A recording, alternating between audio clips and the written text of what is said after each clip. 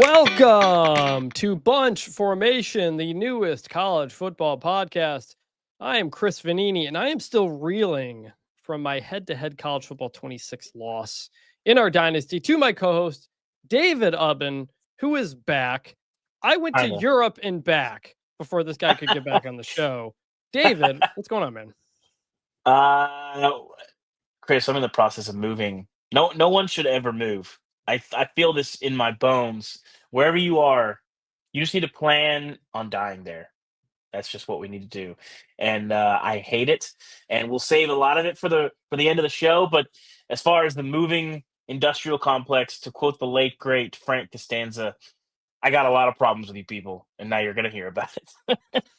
David is coming from an Airbnb at the moment. You're moving from Knoxville, Tennessee to Charlotte. North Carolina. I'm technically homeless right now. You're kind of like a coach. You're kind of like a coach as who's taken the new job, but hasn't got everything set. Tom Herman living in the dorms, or the coach is living out of the hotels. That's what you're doing. You're not very happy about it, which we'll get into. Well, we'll get into it later. But I'm trying to survive in a 1,000-foot Airbnb or 1,000 square foot Airbnb with 2 toddlers and my wife and our giant golden retriever. And I've had better times. I'll just say that. We've got a loaded show today. We're going to go through kind of a bunch of news of the last week or so that David or both of us couldn't really get to, including most notably Michigan's NCAA penalties that just came out. I'm also going to look back at that Netflix SEC documentary. I watched the whole thing on my flight back from Europe. Oklahoma quarterback John Mateer's Venmo history, and a lot more, including listener Niall from Scotland has picked his college football team. We will get into that later in the mailbag. Next week, we're going to have a fun episode early in the week talking about our love for college football as we kind of get amped up for the season, kind of our paths to this point, and then it's into a week 0 preview. A reminder, Until Saturday is not coming back. Been getting a lot of messages about it. The Athletic didn't want to continue the show, but David and I wanted to keep podcasting, and the company let us do that. We wanted to keep interacting with you guys, the listeners. So we started the show a few months ago, and with the season finally here, a lot of people have reached out, so we wanted to keep letting people know that the show's numbers are going up with every episode. We can see it. It's great. So a lot of these episodes are somebody's first episode. So that's kind of why we run through this reminder every time as we kind of do a soft relaunch next week. Please tell anybody you know that this is the new show instead of Until Saturday. We've been having a lot of fun with it and looking forward to getting into the season. I know there are a lot of new college football podcasts this year, and we are grateful very much for every new listener. If you haven't checked out the show notes, we've got timestamps in there. If you want to jump ahead to another part of the show, send all feedback to bunchformationpod@gmail.com or bunchformation on all the other social medias. We read every 5-star review on the show. And David, we have 2 new ones that happened while we were gone. Before you get to those, by the way, you should leave as many reviews as you can. We love it. Yes. We love it. It helps the show. I literally yesterday looked up the Apple college football things, and we're moving up. Until Saturday is still pretty high, even though the show is not coming back. So we want to get past that. So please leave a review. Listen to the show. It helps us move up very much. But 2 5-star reviews. First one from Red Raider 806 says, I have followed Ubben since his Big 12 blog days and have always appreciated how he fairly covers all leagues with critical opinions and humor. Vannini has the same traits. If you are looking for a pod to fill that informative, funny, fair, and broad-reaching void left by the Inquirer, these are your guys. And thank you for that. A lot of people. Texas Tech fans, by the way, Texas Tech fans, they're softer right now. They're living their best life. They're just living a dream right now. So shout out to Texas Tech fans. You're much nicer now than perhaps you've been in the past. Another review from Nittany Lions Craig, who says David and Chris are excellent hosts and give an unbiased, insightful take into the college football landscape and happenings within the sport. If you are a college football fan, this podcast will entertain and educate at the same time and is well worth the listen. Perhaps the best compliment that I can give is that I've been listening to these guys for 2 years and only recently discovered that Chris grew up a Michigan fan, which speaks volumes to his professionalism. Love the show. Thanks, guys. And his hatred of ugly football. Well, yeah, so I'll talk about that next week. As we kind of next week, early in the week, we're going to talk about kind of our college football history, what we grew up, and all that kind of stuff. And I'll talk about that a little bit more. Mm-hmm. Looking forward to that show as we kind of Chris, we don't get want to ready get down for the too season. far. My first college football game, I'll talk about on the show next week, was in 1995. When was yours? First one I went to in In person, person. sometime in the early might have been 04. Okay. It was a I was 8. Michigan game. I was 8. It was an Arkansas game. We'll talk about it more next week. We'll talk Anyway. about it. Speaking of Michigan, we're going to start off here by jumping into the media scrum. That's why I don't read the newspaper. Because it's garbage. And we start off with Michigan and the sign stealing scandal.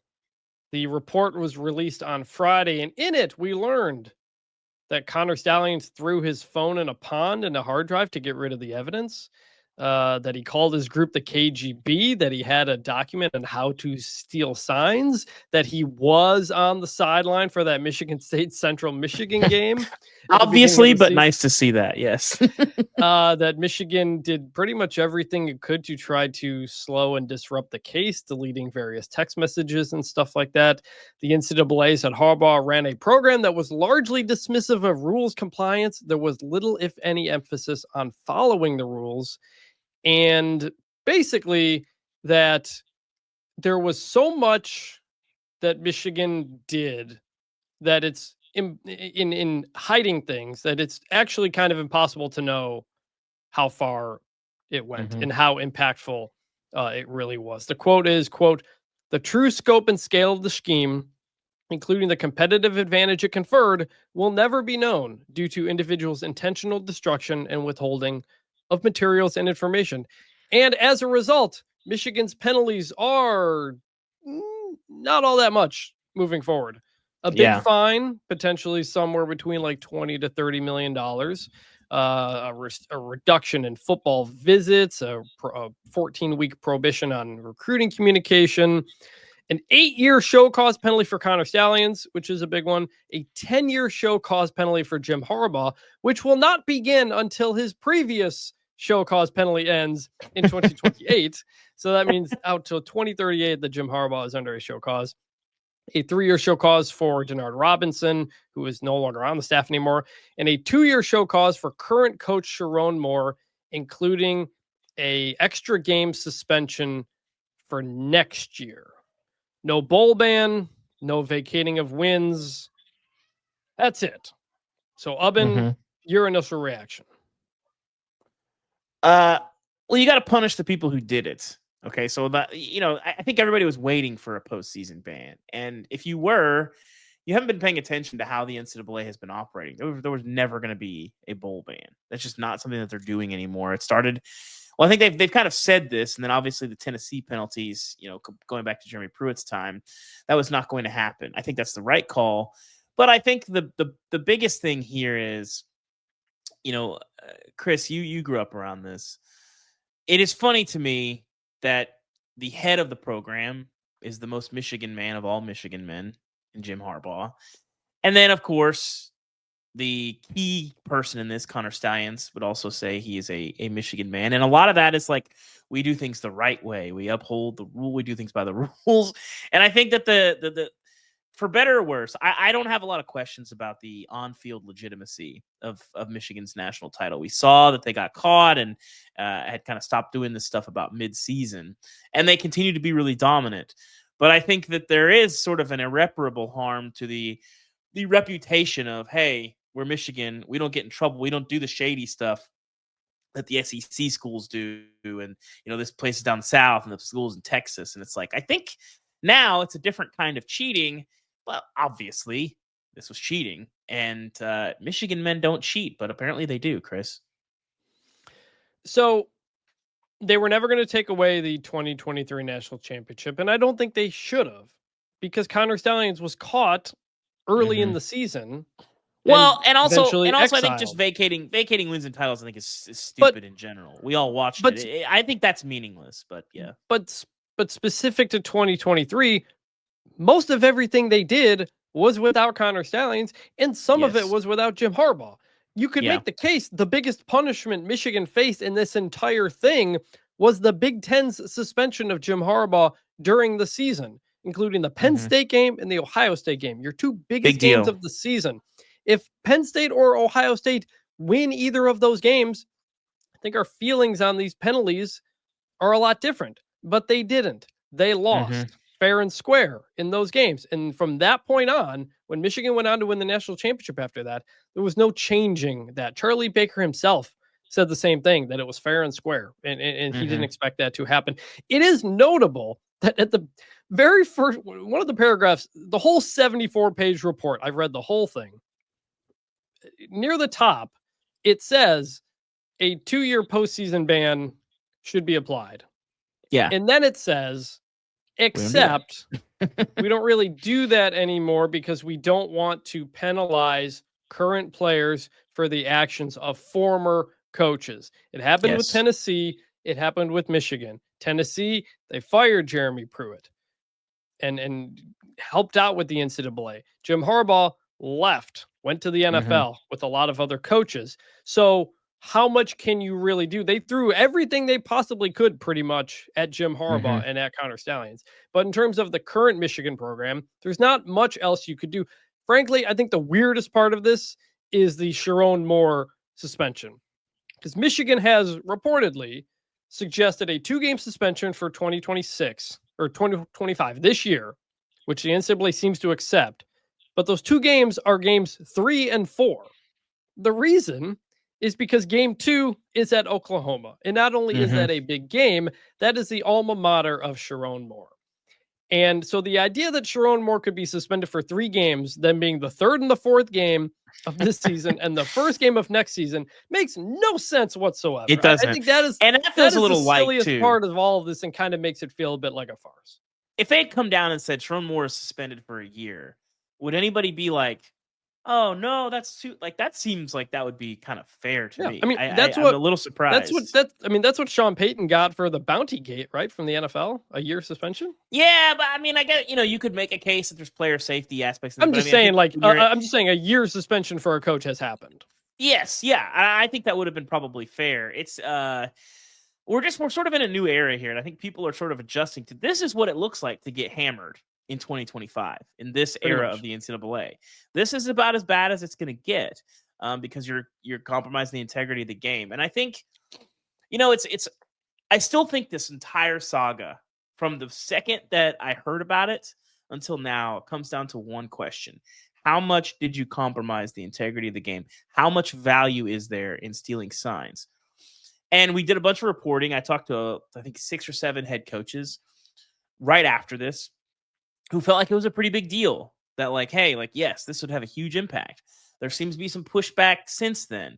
But ultimately, and this is mentioned in that report, Chris, despite Connor Stallion sort of pushing back on it in some interviews, if the head coach is giving a random analyst a game ball, I think they know the value and the amount of effort when he spent $35,000 on tickets. And I think that's what the NCAA said. Like, the NCAA said, you're not creating a group of people called the KGB, asking and teaching them how to get dirty film and spending tens of thousands of dollars to do this if you don't think it's worth it, if you don't think you're getting some kind of advantage. Now, can you quantify that exactly? No, not exactly. And the committee even said that. But you're not going to these lengths unless you think it's working for you. And it's working for Connor Stallions because he's right next to Jim Harbaugh and he's getting a game ball after you beat Iowa. So I can tell you, I've covered this sport a long time. I've never heard of an analyst getting a game ball after a game. I just have never heard of that.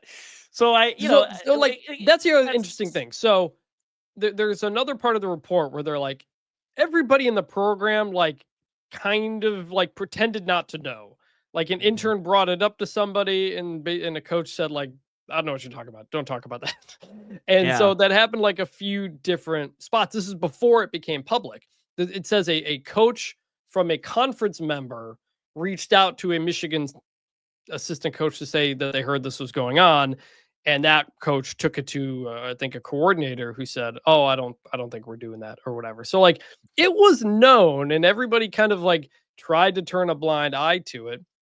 And the blatant, the NCAA, yes, the penalties are not that much, but in the report, they do totally hammer Michigan for not paying attention to the rules like at all and actively trying to ignore them. And they skewer Harbaugh with that. And there is some reputational harm in that. If does it matter? Probably not. He's in the NFL. He might go win a Super Bowl. Who cares?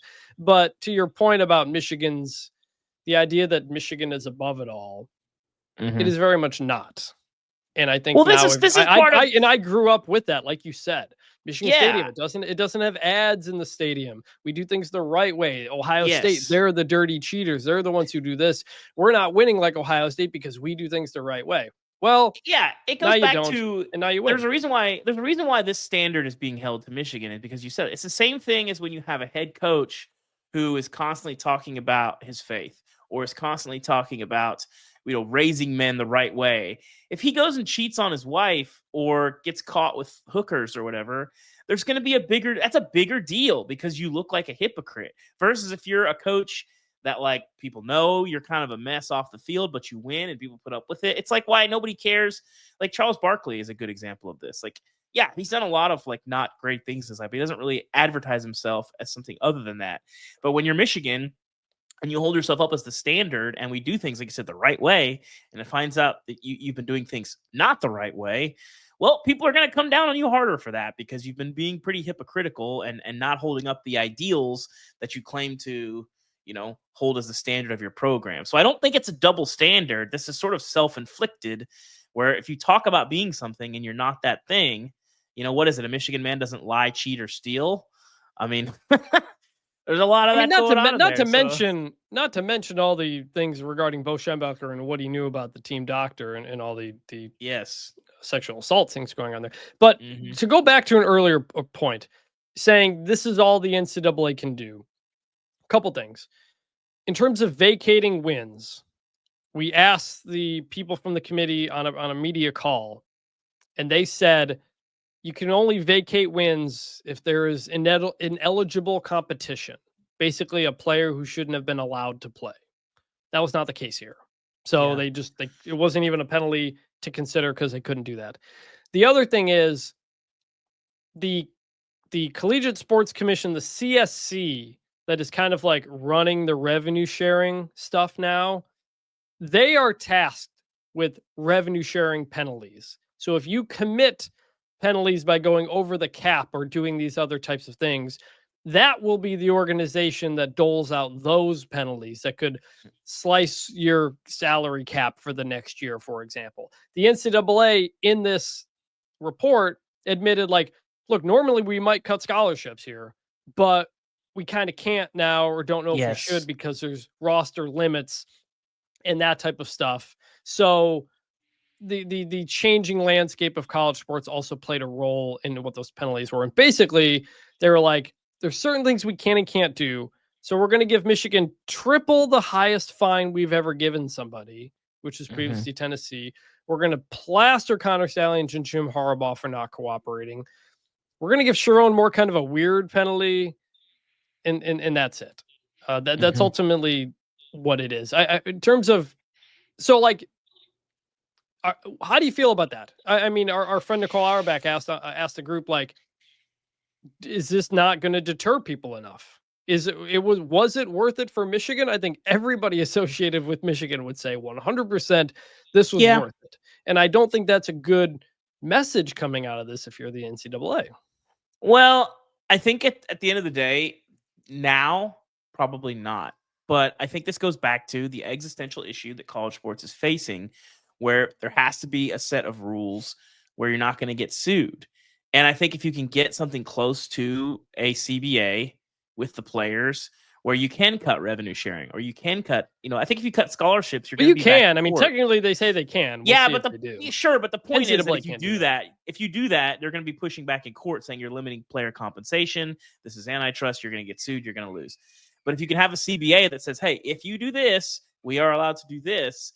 Because I think most people, if you're making the rules up from scratch, I think want to deter this kind of cheating. But there's not those rules in place right now. So I think we're just stuck in that weird middle ground. So the short answer to the question is no. I don't think this is enough of a deterrent.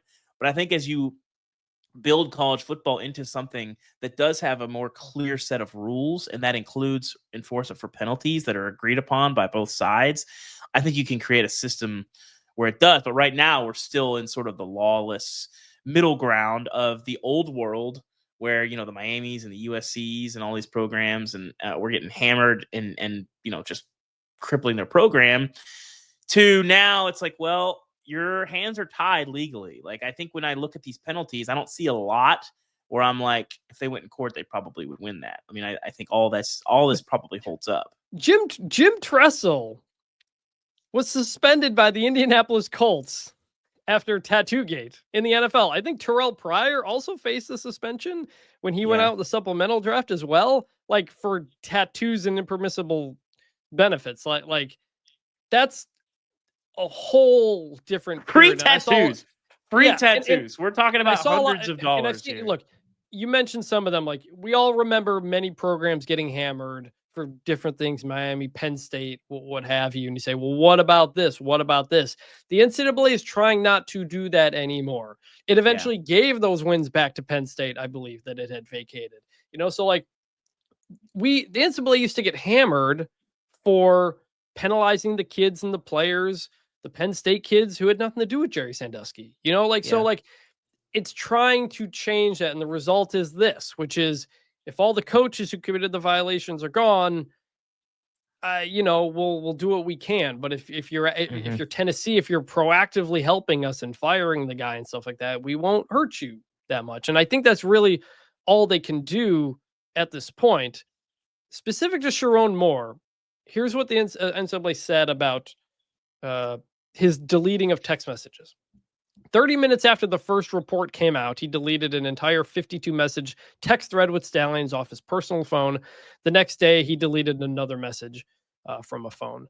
He did not immediately disclose that he had deleted any messages. When questioned by enforcement staff, he initially blamed it on a storage space and then later admitted to deleting them as an emotional reaction to the news.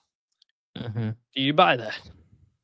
Well, yeah. I mean, I think obviously if you hear bad news about somebody, you know, and you don't want people to read your, you know, or you have messages with that person, I'm emotional. I just feel so betrayed by that person. It's like, I don't even want to see these on my phone anymore. It's certainly you wouldn't be deleting them so that you couldn't get rid of, you know, evidence, which I'm not even sure would work necessarily. Right.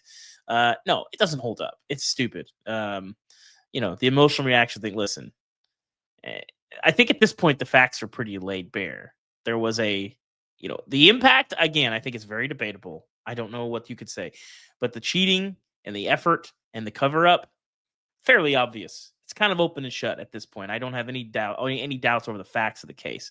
You can quabble with the severity of the enforcement. You can definitely quabble with the on-field impact. I think there's a lot of debate there that I think is fair, but I do think, and so we want to talk about the 2022 season. Yeah, that's an interesting conversation. But the back half of 2023, we already talked about it. I think that title, other than you didn't do it necessarily the right way, you weren't running this like crystal clean program and pushing back on the outlaws down south. I think that's pretty that's done at this point. But I think that they did win that one fair and square, and so the national title I think holds up. You know, the Harbaugh resurgence after he was pretty much going to get fired and restructured his contract. That arc, I think, is certainly under question now. Yeah, and like, if you're Ohio State fans who are very upset about this, by the way, on the press conference, the media call for this, two Ohio State media members got through. It was all national media. I think somebody from the Detroit Free Press, and then someone from Bucknuts, who was basically scolding the committee for its decision. Bucknuts, that's the Woodward and Bernstein of our day. And then a TV reporter from Columbus as well. Notable, by the way, former Michigan assistant got their degrees, by the way. I don't know. Former Michigan assistant Chris Partridge, who's now with the Seahawks, by the way, pretty much cleared by this. He had been alleged to have committed a couple things. I think there was a report that he had destroyed evidence or whatever. Like, not the case. So somebody came out of this looking better than they did going in. Terms of the committee said that basically they'd never seen anybody fail to cooperate as much as Connor Stallions did. That was something. There were some recruiting violations in here as well, including, I think, the funniest recruiting violation I've ever seen, which was Klinkstale, one of the assistant coaches, attempted to assist prospect 2 in obtaining blue check verification on Instagram. Here's a question. I think we should close on this, Chris. Is Connor Stallions the greatest football fan in college football history? Yes. He lived out the dream that everybody who grows up a fan of a college sports team dreams of, doing everything you can to help your team win it all. This dude went to the military because he thought it would help him coach at Michigan. He was coming back from California, sleeping in his car, doing all these things to do whatever he could to get to Michigan. And even when they threw him under the bus in the middle of the 2023 season, he was still going to games and showing up and doing what he could, and just recently helping coach Bryce Underwood in his high school playoffs. So like the ultimate fan makes it and helps his team win a national championship. Connor Stallions will be a legend for Michigan football fans forever. And he wants to become he wants to get back into coaching. Like, I've talked to him. I've invited him to come on this show. He previously had agreed to come on our old show, and then the old show got canceled. He has an open invitation to come on the show. Come on, bunch formation. Let's hear it. Let's do it. But he lived the dream that every fan would have.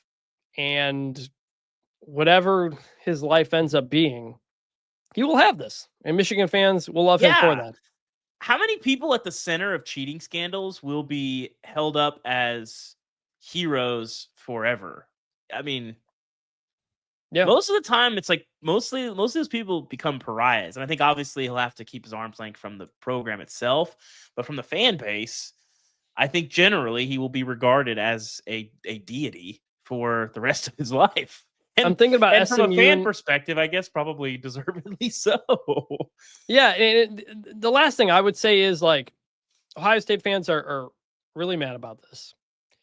It ultimately comes down to this. You had a chance to stop them from winning the national championship.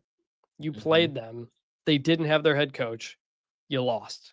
That was it. That was the moment that you could have derailed everything for Michigan and sent them into a tailspin where they'd be on some crusade against the NCAA and the Big Ten and Tony Petitti for ruining this national championship and taking it away.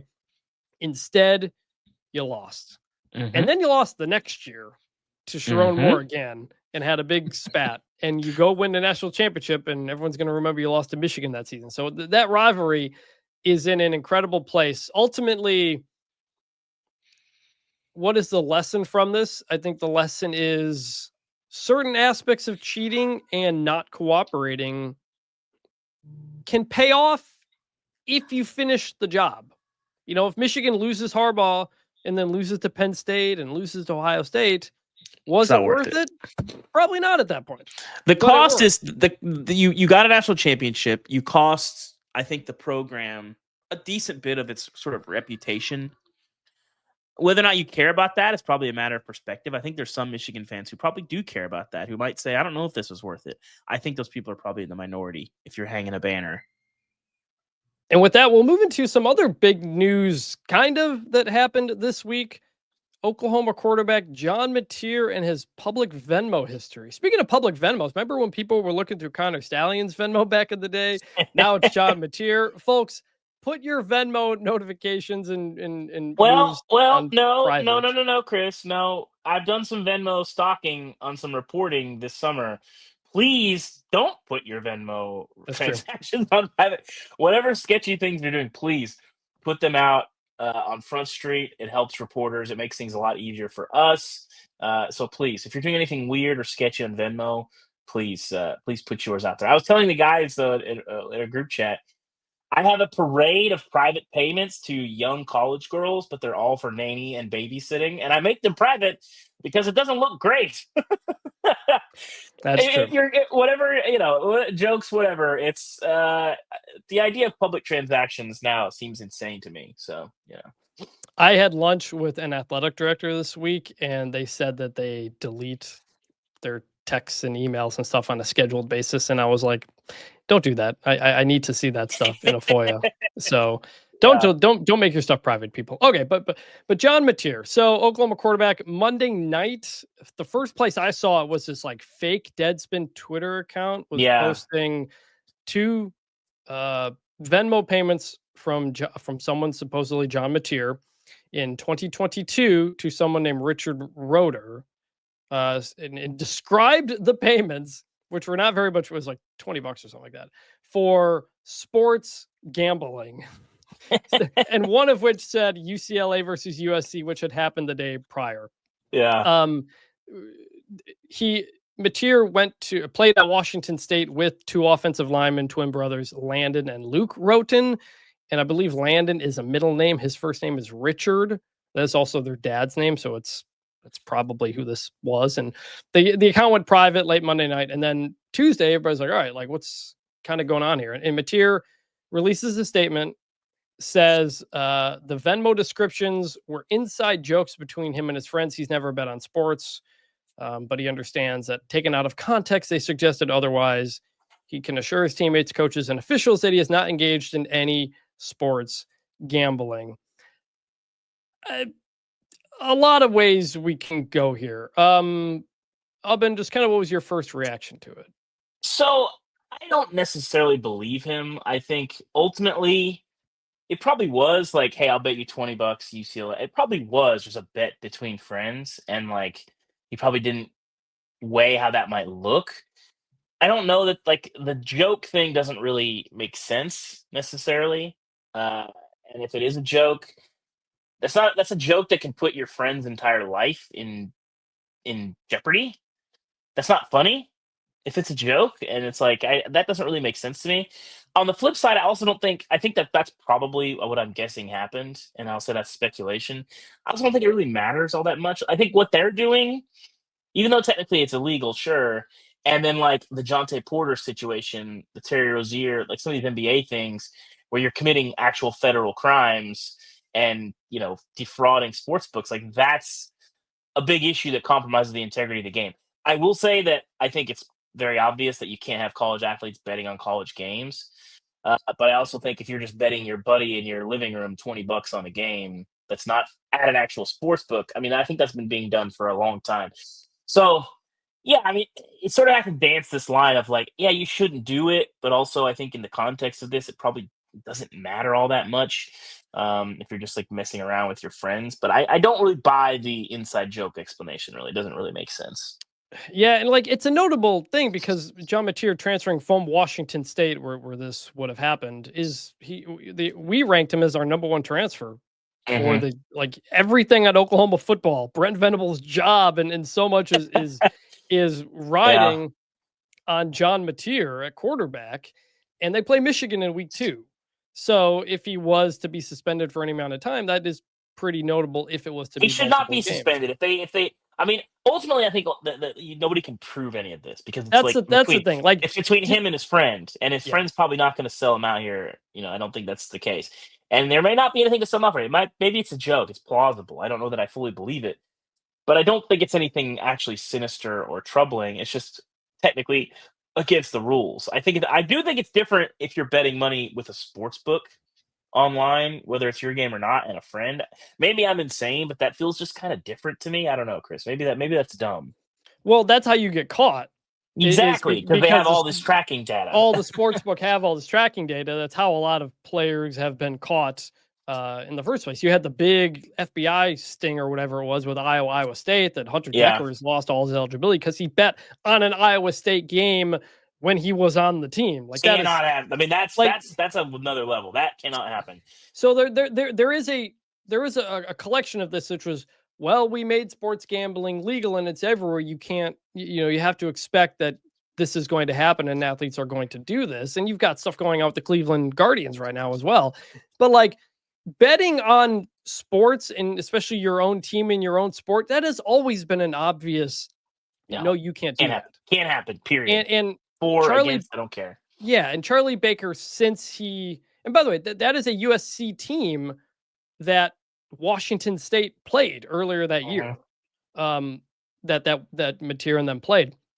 Charlie Baker, since he became NCAA president, has been trying to pull back on penalties for gambling, lessening certain penalties and stuff like that. Because it used to be any gambling, permanent ineligibility. Like that's what the rule was. And so he's pulling back on some of that. And in the summer, the D1 Council put forth a proposal to allow college athletes to bet on pro sports where it's legal, but continue the ban on college sports. And so like the NCAA is saying, look, like it is legal and it's part of the culture. We're trying to maybe not be so hard on it, but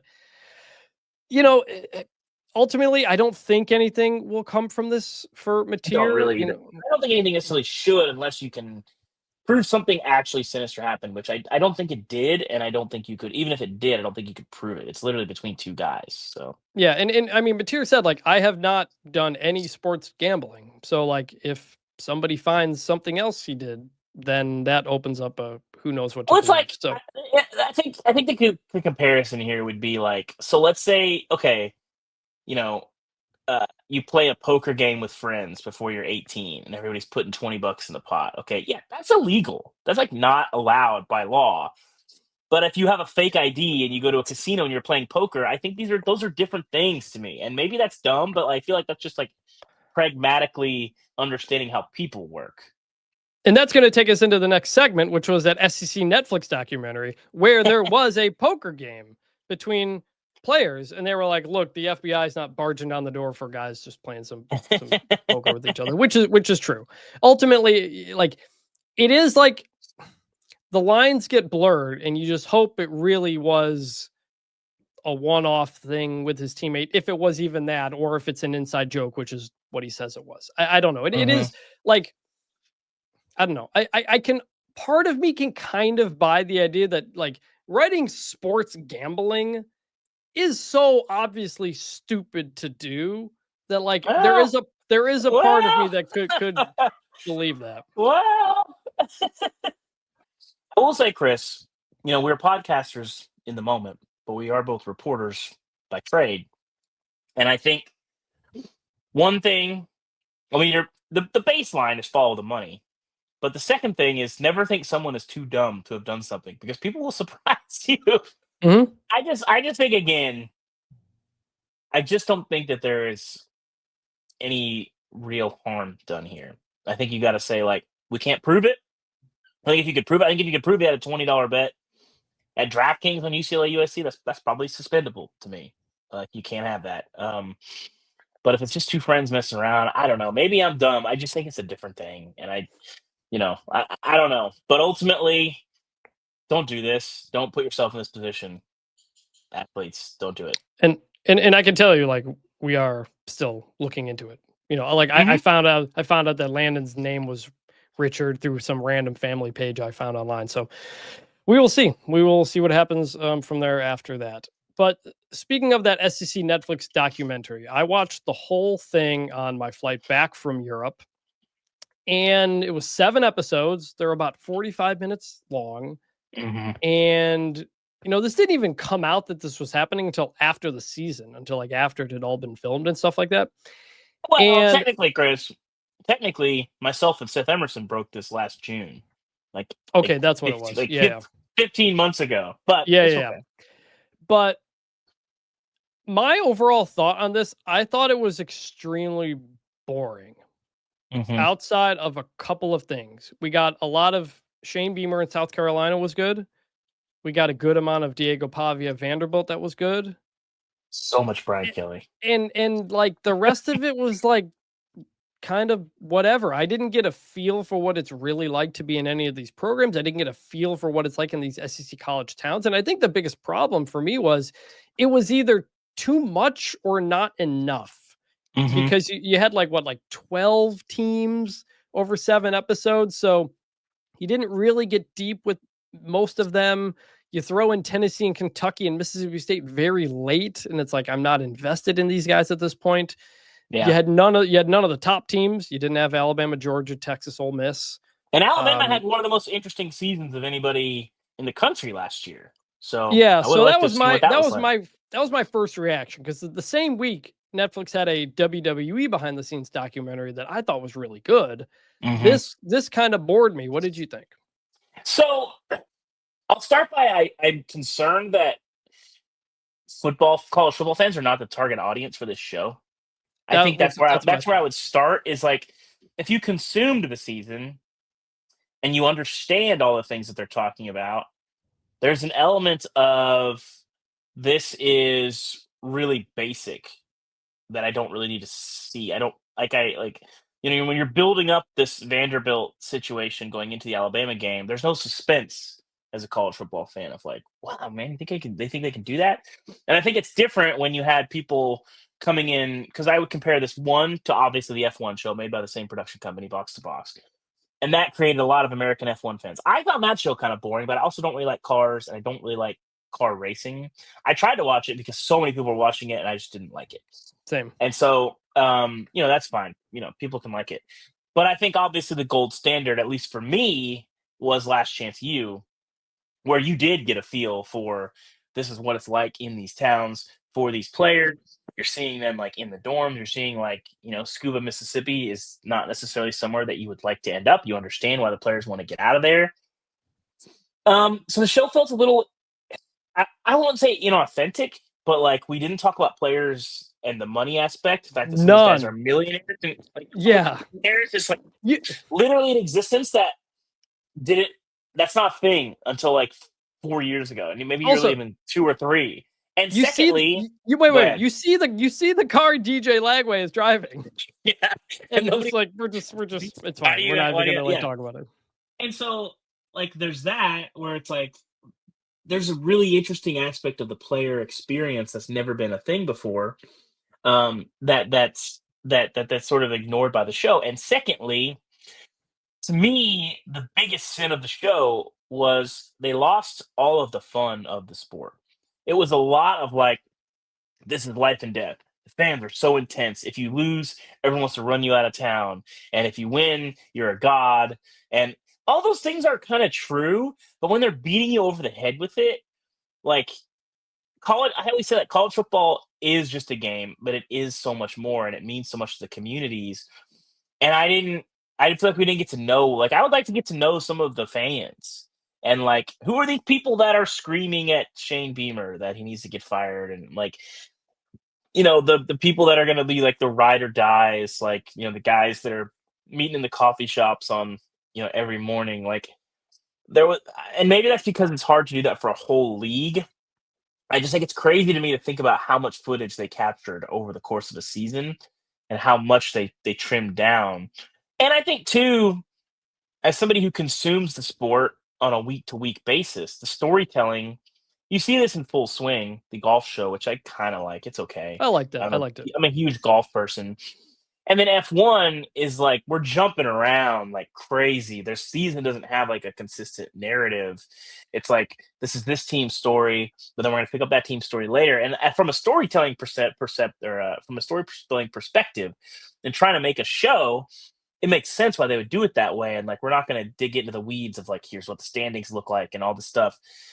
But that's why I think I think college football fans were not the target audience for a college football show. I don't know how many fans would have like, oh man, this show is awesome, in a different way that like Last Chance U, I think, hit people. I think, well, Niall from Scotland, by the way, who is a new college football fan and is picked his team, spoiler alert, through the show. We'll get to that in the mailbag. So it does work on some of it there, but like Billy Napier and the possibility of getting fired, that was all one episode. Like, he's about to get fired, they think. Then they beat Kentucky and DJ Lagway looks great. And then boom, we fast forward through the rest of the season and it's fine. And so I was like, whoa, okay, we didn't really, because they weren't at recording every game. They kind of had to pick and choose where they went and how it turned out. So that's part of it. I think that the 7 episode, I mean, am I crazy to suggest that this is like a 20 episode thing? That's what I'm saying. Like it's either focus in on like 3 teams, one or 2 or 3, 2 or 3 teams, or everybody or all the good teams, and make it like 10 to 20 episodes. I think that's why I thought it was in a weird kind of mushy middle ground type of bit. Yeah, I think that was my thesis for all this is I think just watching the show, it felt like it was being made for someone else, even as No, somebody who's a and college football that's the other diehard. thing. It comes out now, and it's very Mhm. much presented almost as a preview for 2025 to get you Yeah, ready for this season because almost nobody everybody featured in the show that is gone in the NFL. Like almost nobody. everybody in the show is back except hmm Graham Mertz, the quarterback of hmm Florida, who went to the NFL. But DJ Lagway's back, Lenore Sellers, all the coaches are back. Diego. So Diego Pavia is back. So I think that's almost kind of what it ended up becoming because you Yeah, have this life and death. If you lose, you get fired. Well, nobody got fired, so there wasn't any fired coach to kind of check in yeah, on.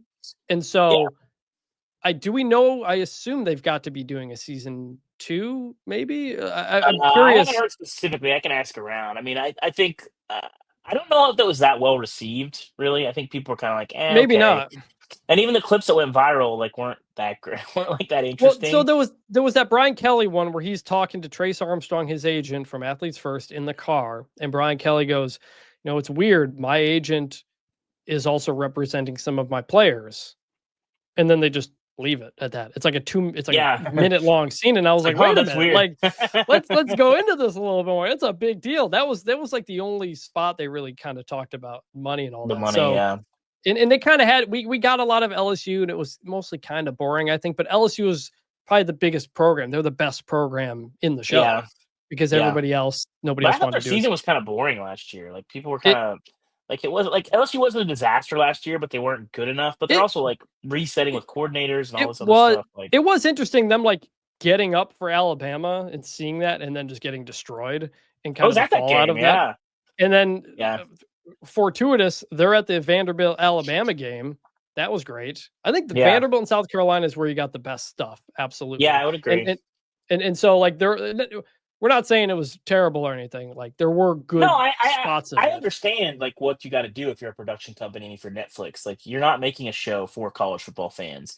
You're making a show for the gigantic Netflix audience that doesn't really know about this world. And so that's cool. I get it. And I think that's a good way to do it. I think that's how you have to do it if you're Netflix and if you're the production company. But I think as a college football fan, I didn't really enjoy it. I probably will watch it. I'm not gonna like if they make a season 2, I'm not gonna not watch it. But my expectations were pretty minimal coming in, and I would say that like maybe fell just short of them. And I think Yeah. next year they'll be pretty low. It- Whereas like the quarterback show and the receiver show, I thought that was going to be like PR. Like I loved those shows. Like those shows were super super interesting. Where I thought it was just going to be like an infomercial for like Jared Goff, or like whoever was mhm. on season 1, and it was not that at all. Like the Kirk Cousins stuff in season 1 was like super super compelling, and so I was Yeah. hopeful that we get that, but obviously completely different production companies and all Yeah. this different stuff. But I think you have to, like I said, when we're talking about this Netflix show, it's going to be naturally compared to those shows and Last Chance Yes. U and the F1 show and the golf show, and I think of those, it's probably my least favorite one, which was a little surprising. Yeah. And look, like ESPN Plus does team documentaries. Amazon did one on Michigan once. There's so many Yeah. sports documentaries out there. Some good, some not so much. So, but with that, tied into that, let's jump into the mailbag. I'm not going to, so quit asking. We're going to start with Niall from Scotland. So for new listeners, Niall was an NFL fan. He got into college football, kind of ended up being through the video game and stuff. And early in the show, he sent in an email asking who he should pick as his team. We gave him some recommendations. He was going to take his time with it. I got an email from him recently. Niall said, "I've been watching the SEC show on Netflix and I'm ready to commit to a team. Maybe we can get 3 baseball caps in a video or something. If your listeners are interested, I am officially an Auburn fan. I can't explain it. They spoke to me. Looking forward to seeing what Keldrick Falk and Cam Coleman do this year." He also Niall. followed up to tell me that he made his choice midway through the show, but that he also was liked Shane Beamer and Texas A&M, and those were some of the other teams as well. And he added, "I'd been playing CFB 26 with Auburn a bit. I like the fact that they're a storied program who haven't necessarily hit the heights recently. They've got a good rival to hate in Alabama. I think they'll be a fun ride." David? Yeah, Niall, my guy. Um, Who? so, Well, so some of the so teams suggested. We had suggested, I think, Ole Miss, Oregon. I threw A&M in there. A&M was in there. Auburn was definitely not in there. I don't know if remember. I think we had Boise in there. So yeah, Auburn. What do you think? So from a trajectory standpoint, tremendous pick. You're buying into the Hugh Freeze. You're going to experience the fullness of Auburn football, right? That's what you're sort of hoping at this point. I'm skeptical that will be the case. We'll see. It's kind of a do or die sort of year for the fighting Hugh Freezes. But secondly, I would just say two things. One, if he had Googled the head coach, or two, if he knows a lot about why he's one of people's least favorite coaches in college football. Like, listen, Hugh Freeze is who he is. He's sort of unapologetic about it. Not exactly somebody that most college football fans rally around or enjoy succeeding. You can take issue with that if you would like, but that's the reality. He is not particularly well liked among college football fans. I would say also coaches as well. Auburn, an odd pick, Niall. I don't know about that one, my guy. So I get it. I get it because when I was going through my process of picking a English Premier League team after the 2010 World Cup, I didn't want a team that wins all the time. I wanted a team that was a kind of a tier lower that was going to, periodically compete to win. Mm-hmm. And I liked the little brother aspect. I picked Manchester City because they weren't Manchester United, the big team. Mm-hmm. And so I didn't realize Manchester City was owned by a oil country and was going to go on the run that it did. I did get in before they had won anything, for the record. But so you support terrorism, that's what you're saying, basically. So I understand that the idea of like, all right, they're the underdog in the rivalry, they're number 2 in the state, but they have, competed and won a national championship in the last 15 years mm-hmm. twice. So like I see those pieces. Do you think Hugh Freeze has ever been to Scotland to play golf? I hope he has. Sounds amazing. I will defend to the death Hugh Freeze's right to take to the links. I think from a football perspective, I will say all of the Auburn teams, like when they're good or bad, they are very fun. Like they're pretty interesting. Like the Harsin years were like the least interesting Auburn has been on or off the field. Like watching them was like, ugh, like this sucks. And we had really fun players. Like Tank Bigsby, really good player. And you're just like, this is not like fun at all. And then you look at obviously the Chiswick run, some of Gus's teams, like we're really fun teams. And so I think that's good for him. This year has the potential to be a really fun team. I'm quietly buying a lot of Jackson Arnold stock. I'm not telling people about it, but I'm buying it and stowing it under the bed. And if it works, I'll be pulling it out and I'm showing you all of my Jackson Arnold stock because I think there's such a better situation, a better offense, and obviously now you have some offensive line and some receivers to throw to. So I think it could be a really fun year for Auburn. Like if you told me Auburn was 10-2 is in the playoff 3 months from now, I wouldn't be like, wow. I think they got some potential there. But again, the program takes on the identity of its head coach. I feel like Niall might run into some. We'll say internal conflict. How about that? I may be at that week 1 Friday night game, Auburn at Baylor in Waco. Mm-hmm. That's big game. Fun one. It's a big game, and I think like that's one too where I think it's going to tell us a lot about both of those teams, and I think there's going to be a lot of conference narrative take coming out of that. Either way, week 1 is loaded. We got 3 top 10 matchups, but there's a lot of under the radar games that are going to be very fun as well. That is one of them.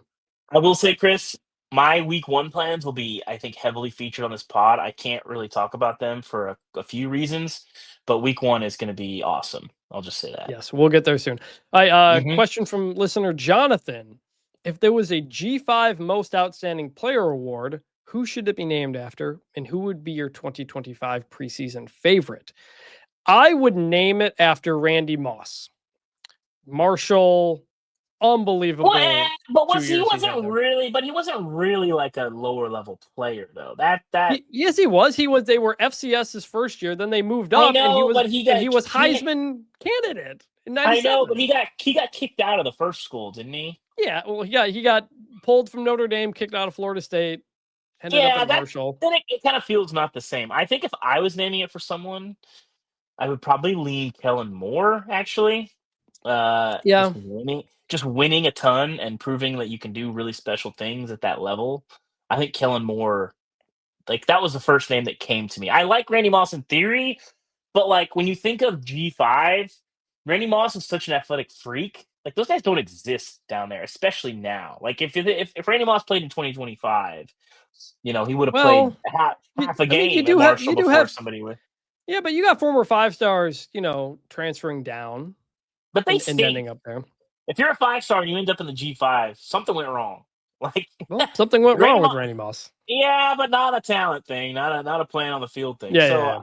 I let the Randy Moss pick is good in terms of just celebrating G5 or lower level excellence, Yeah. but not in the same way. So I lean Kellen Moore, who wasn't the most physically gifted player, but just did unbelievable things and sustained and did it at the quintessential.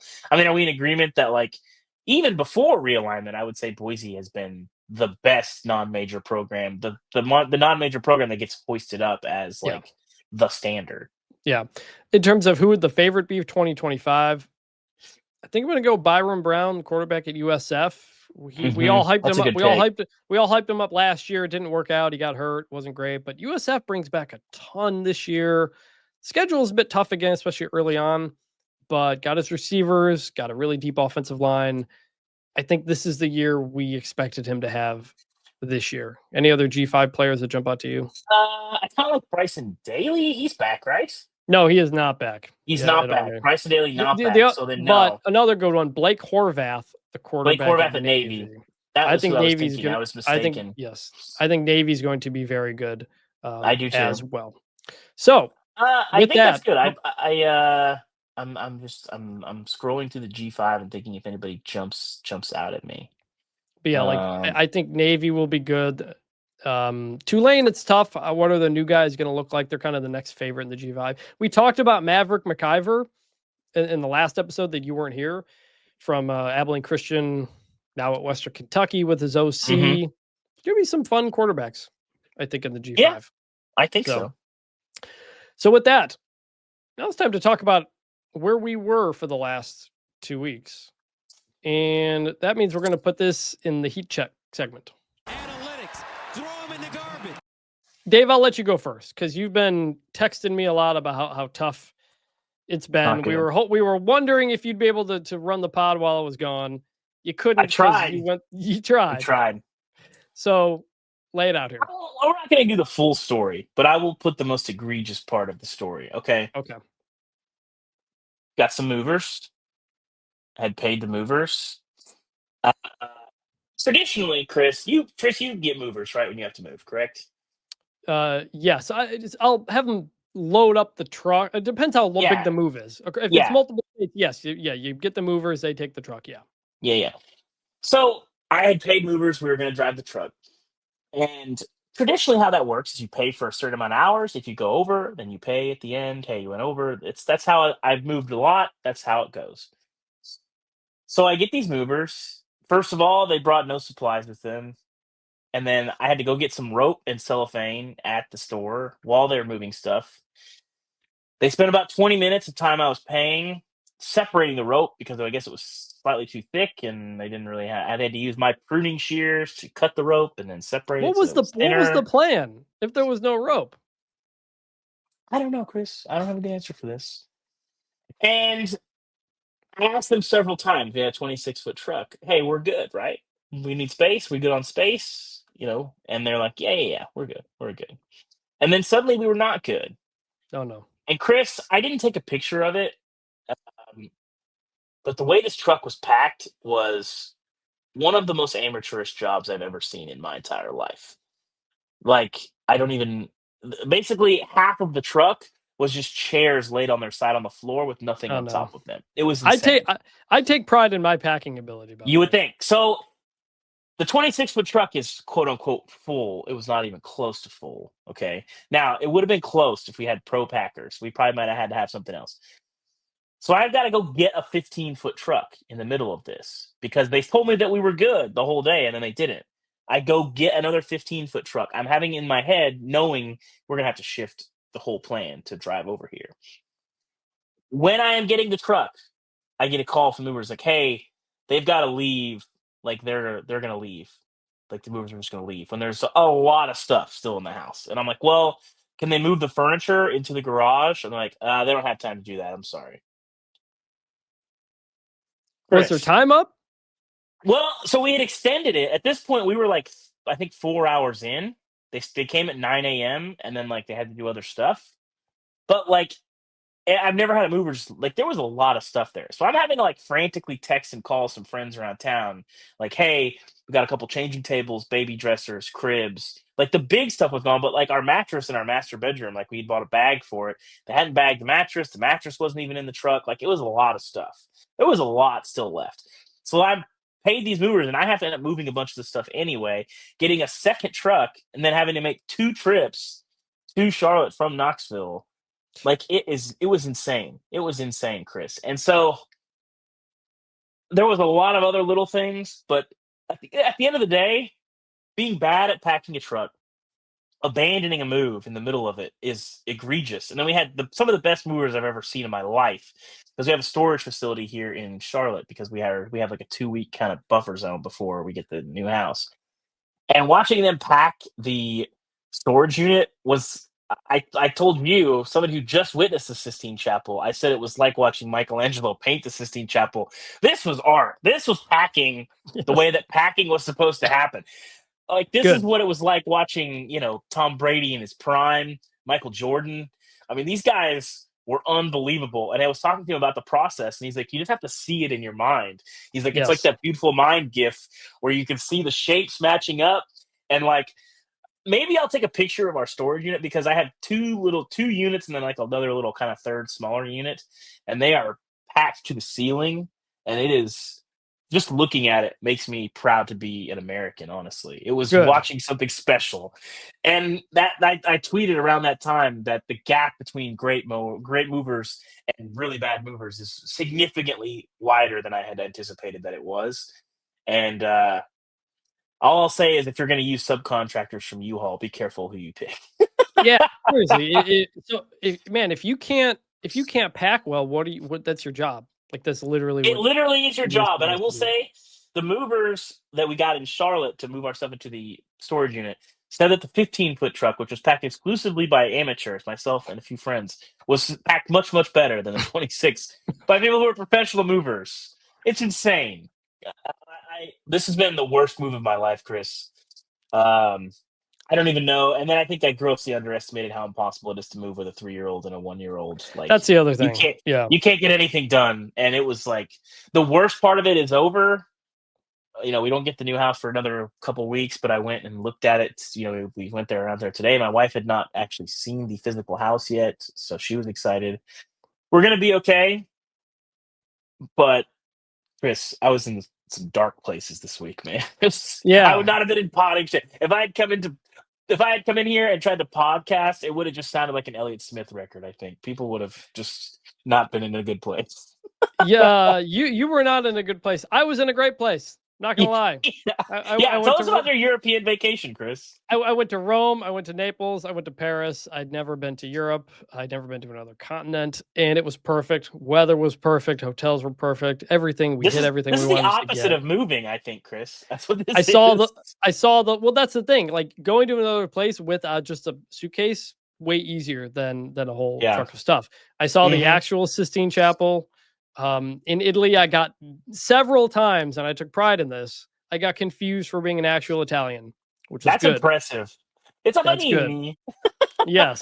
All the old guys there reminded me of my late grandpa, who died a few years ago. He was the direct son of Italian immigrants who came from Bologna. So it was good to know he was authentic.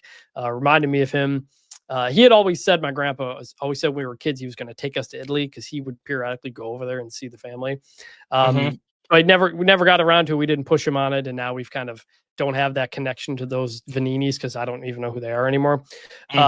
But all 3 totally different places, which is nice. They didn't at all seem similar. You can pretty much get around everywhere with English, by the way. Interesting. Which is notable because, there's so many different languages over there, but you can get around pretty fine. It's notable because Michigan's going to play a game in Germany against Western Michigan, or at least they're looking into it. That will be interesting. The first person I saw in my hotel in Rome was wearing a Buc-ee's hat. So shout There you out. go. I spent So some the- time with some Buc-ee's last week. Chris, I have 2 questions for you from Yes. your European vacation. The first one, you are notably not a food guy, which is insane. Correct. Yeah. Are you still not a food guy after having been to? Because if I went to those places in Europe, I would mostly be talking about the food.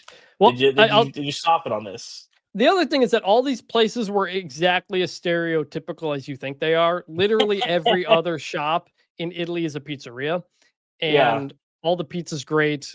In Naples, they grow the tomatoes are on the base of Mount Vesuvius. And Okay. that in the tomatoes there were incredible. Best pizza I've ever had was indeed in Italy. Look at this. Chris, you might be coming around. You might be becoming a food guy. My second question for you. I would call myself an art appreciator. I can get the significance. It's cool. I don't particularly like it necessarily. Like, I'll enjoy going to a museum once in a while, but it doesn't really do much for me. The Sistine Chapel hit, Chris. Yes and no. Yes, because you're like, whoa, that's it. That's the thing. But a little bit no, because it was not nearly as big as I thought it was. So Okay. I have no frame of reference for how big it is. You go through the whole Vatican Museum. It's like a normal museum. But then you get into these places with these giant frescoes. These ceilings are painted. The walls are painted. All these incredible things. Huge and all that. And then you eventually get into the Sistine Chapel, which I think is where they do the conclave. I got in there and I was like, oh, this is like the movie Conclave. And it's actually the Sistine Chapel and then the painting up there. It's actually pretty small, compared to all the other things. Maybe it's just because it was so much higher up. But it's also a dark room compared to all the others. And you're not allowed to take pictures. But I snuck one in there. Why is that? I don't know. It kind of felt like the Masters, where they want to keep it, old school, no phones, all this kind of stuff. Like, you could have your phone in there and they would just tell people, no pictures or what. They're not going to arrest you or anything. But it felt like they did treat that area different than all the other areas. So probably less pimento cheese, I'm guessing. Between that and I went to the Louvre and I saw the Mona Lisa, which was actually easier than I thought it'd be. It's just kind of a crowd of people. Kind of sucks, actually. It was fine. I was just like, oh, that's it. You just kind of wiggle your way through a crowd of people and you get up close, you take a picture, and you're like, all right, that's cool. Didn't throw any soup on it or anything like that. But in terms of art in general, I was much more impressed by just the big ones. Just man, this took a lot of work. It looks really good. The ceilings and all that, as opposed to just we went through, saw a million little paintings on the wall, and I was like, whatever, this all looks the same to me. I don't really care. You sound like an SEC defensive line coach, Chris. Yeah, but it was legit impressive. Some of the big ones, like the Napoleon crowning painting. That thing's gigantic. That was in the Louvre as well. So had to do that. Site of the Da Vinci Code. I retraced some of it because I like that stupid movie. I don't like that movie at all. It sucks. Yeah. And so that was good. Did not see much college football, if anything, anywhere. Actually, I was kind of surprised. Saw a handful of mostly NFL hats and stuff like that. I saw a Detroit Tigers guy. But it really was a total disconnect from work, from college football. It was great because the time difference, the first half of the day, nothing's happening on Twitter, so I'm not on my phone. That was refreshing. Missed a lot of stuff overnight, based on that. But overall, great trip. Highly recommend. I hadn't gone on a big vacation in forever. I had saved up all my airline points, my hotel points, all those things we get as sports writers. Yeah. That went to this, and it was great. I have not been much to Western Europe. I've been to a ton of Eastern Europe, Germany, Austria. Really? All those, with Switzerland, all those places. I have not been to Western, so it's on my list. But I did study abroad in Australia, so yeah. Oh, I didn't know that. Yeah, you're a well-traveled man here. Not as well-traveled as I would like, but decently. No, a little piece of family lore. My sister married an opera singer who lived in Germany, so we visited them a lot. So been around. I got dragged to. Listen, this is going to sound terrible, but I got dragged to Germany during the first weekend of the NCAA tournament when I was in 8th grade. Oh boy, I was not appreciating it at the time. Anyway, it is Western Europe, not necessarily or Eastern Europe. I mean, not necessarily my bag, but I do. It's pretty cool. Like Austria, the Alps, Switzerland, all that stuff. Like the Autobahn, it is cool. But the natural stuff was better than like Germans. Weirdly obsessed with like doner kebabs. They're like everywhere. Anyway, I mean, like I said, like all these places are pretty stereotypical, which I liked. They all felt like distinct places. So yeah. After remembering some old paintings, we're gonna close the show like we always do with Remember Some Guys. What's better than this? Guys being dudes. I'm gonna start off with former Illinois quarterback Kirk Kittner. Oh, I remember Kirk Kittner. Yeah, he was the most prolific quarterback in the history of. This was that period where you had all these quarterbacks breaking all the Big Ten records because the Big Ten records were so small in passing in passing yards and stuff like that. But Illinois goes to the Sugar Bowl, and I think the 2001 season hung around in the NFL for a minute. But when I think Illinois quarterbacks, and I think Illinois, a lot of momentum this year, a lot of preseason hype. Luke Altmaier, quarterback. Makes me think of Kirk Kittner and that 2001 Illinois team. Mm-hmm. Well, Chris, I will go back to my actual first year of reporting, covering Missouri football. They had a couple of twin tight ends, Martin Rucker and Chase Kaufman, and I would like to remember those two guys.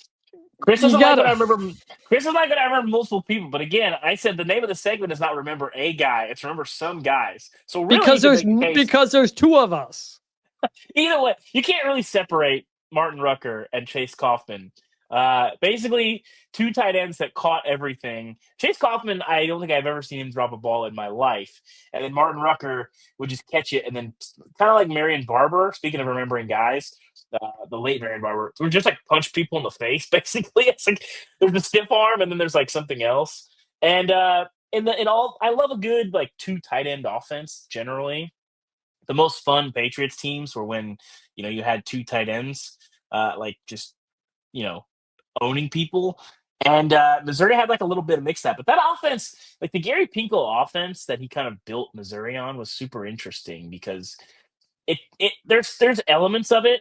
But the whole like kind of spread you out, run with the quarterback, like work the tight ends in, not kind of pre-Chase Daniel a little bit was a pretty interesting offense. I mean, Chase Kaufman and Rucker were obviously part of that Daniel time with Jeremy Maclin and those guys. But an interesting time. But Chase Kaufman and Martin Rucker, you're not forgotten. We remember you, Chris. I don't think you remembered those guys.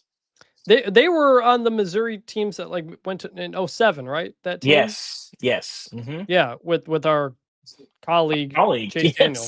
Yes. I think I still have that Sports Illustrated cover. The Mizzou, that's who Sports Illustrated cover. Yeah, I think that was Chase on the cover. Yeah. But yeah, Chase, those are not the guys I think of when I think of that in those Missouri teams. There you go. Well, I remember those guys. I will say at campus, my college friend group, there is a running joke about how frequently we saw Chase, now our colleague, at the campus Chipotle. So. There you go. Speaking of fallen icons, we'll save the Chipotle ranting for another day, Chris. I guess we will. So that is going to actually no. Hold on. Listener Brett emailed us in with his own Remember Some Guys. By the way, listeners, if you want to suggest people, email bunchformationpod@gmail.com. We'll try to include you guys in the segment as well. Brett emailed in. I was worried when it was July and until Saturday had not returned. A commenter on the Pulse, our newsletter, informed me of y'all's Outside the Athletic venture, and I've really enjoyed catching up on all the episodes. I'd like to nominate two former UAB quarterbacks, Joe Webb. Webb and Darnell Hackney for Remember Some Guys. Can I listen? Hold on. Okay. Both played at a high level in an almost unrecognizable Conference USA with the added burden of Watson Brown as their head coach. Looking forward to more great work from you both. Thank you, Brett. I remember Watson Brown. Joe Hackney, I don't. My memory of Joe Webb, and Chris, you might have experienced this as well, maybe the most controversial fantasy football player of all time, because he accidentally became the Vikings starting quarterback, but he was listed as a receiver I took advantage of this. Our fantasy league, this was like 2009, almost came to blows over this issue. It was a problem. And I ended up riding Joe Webb to a fantasy championship. I think he got me in the playoffs. I think won a playoff game for me because he was starting at quarterback and putting up like 12 to 18 points. But if that's your receiver 3, that's pretty good. So, Joe Webb, thank you for your service.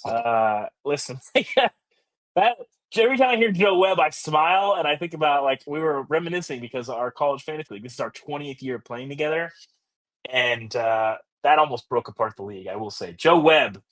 We can't have been the only because it was very controversial. We can't have been the only fantasy league that almost broke up over Joe Webb. But I very much remember him.